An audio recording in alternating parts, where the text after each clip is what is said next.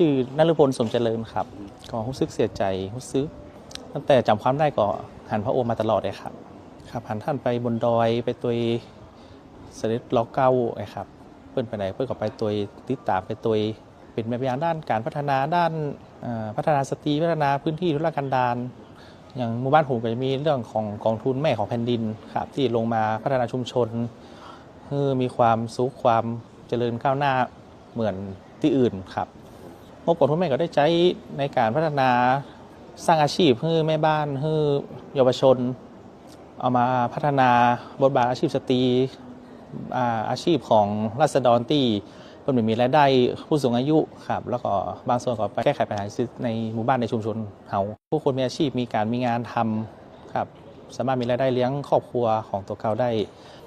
เชื่อว่าคนไทยทุกคนรักพระองค์แล้วก็คิดถึงพระองค์จะอยู่ในใจพระสงฆ์นิกรชาวไทยเสมอตลอดไปครับ